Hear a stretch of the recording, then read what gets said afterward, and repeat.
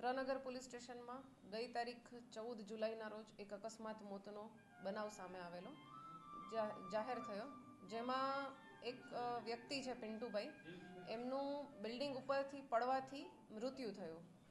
આવી અકસ્માત મોત આવી અને પોલીસ સ્ટેશન તરફથી એની કાર્યવાહી કરવામાં આવી, પીએમ કરવામાં આવ્યું મરણ જનારનું. આ દરમિયાન જે તપાસ કરતા હતા એ અને પોલીસ સ્ટેશનના થાણા અધિકારી વગેરેને થોડો ડાઉટ ગયો કે આમાં કદાચ હત્યાનો બનાવ હોઈ શકે છે.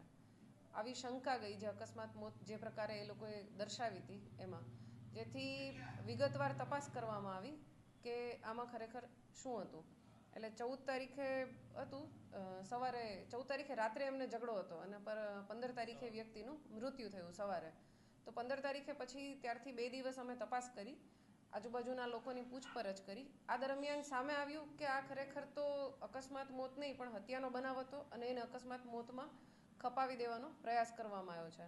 ડિટેલ જાણી તો એમાં જે મરણ જનાર છે એ અને આરોપી છે સુરેશ હેમતા વાસ્કેલા કરીને, એ બંને પિતરાઈ ભાઈઓ થાય છે અને એ બંનેને પહેલાં ઝઘડો થયો મટન બનાવવા બાબતે. એક આણે સુરેશ હેમતાએ મુરગીનું મટન બનાવેલું હતું અને જે મરણ જનાર છે એણે એના ધ્યાનમાં નહોતું કે આણે બનાવેલું છે ને એણે બકરાનું મટન લાવી અને એ વાસણમાં મિક્સ કરી દીધું. આ બાબતે બંનેને બોલાચાલી થઈ, બંનેને સમાધાન પણ થઈ ગયું ફરીથી રાત્રે 14 તારીખે જ. ત્યારબાદ આ બધા સાથે બેઠા હતા, કેમ કે ભાઈઓ છે અને મિત્રો છે એટલે 4-5 જણ સાથે બેઠા હતા. એ દરમિયાન ફરી જે મરણ જનાર છે એણે આરોપીને પોતાનો મોબાઈલ આપેલો હશે, પણ આરોપી એના પૈસા નહીં આપતો એટલે મરણ જનારે કીધું તું મારો મોબાઈલ પાછો આપી દે. એટલે એ બાબતે ફરીથી ઝઘડો થયો અને બધાએ ફરીથી ટ્રાય કર્યો એને સમજાવવાની. તો આરોપી જે ચોથા માળે આ લોકો બેઠા હતા ત્યાંથી પહેલાં નીચે ઉતર્યો, 3જા માળ સુધી ગયો અને પછી અચાનકથી પરત આવી, કોઈ ગુસ્સાના કારણે કે કોઈ પણ કારણે પરત આવી અને જે મરણ જનાર બેઠા હતા ચોથા માળે એની જે બિલ્ડિંગ છે એની પાડી પાસે, તો એણે ત્યાંથી ધક્કો મારી અને એને નીચે પાડી દીધા, જેના કારણે આ જે મરણ જનાર છે એનું મૃત્યુ થયું. આ બધી બાબત અમે તપાસ કરી તો અમારા ધ્યાનમાં આવ્યું કે આવો બનાવ બનેલો છે. આરોપીને તાત્કાલિક પકડવા માટે કાર્યવાહી કરવામાં આવી અને આ દરમિયાન જે ફરિયાદી છે મરણ જનારના ભાઈ, એ લોકોને પણ અમારા દ્વારા ઇન્ફોર્મ કરવામાં આવ્યું. આ દરમિયાન એમને પણ આ બાબતે જાણ થઈ કે ખરેખર આવો બનાવ બનેલો છે.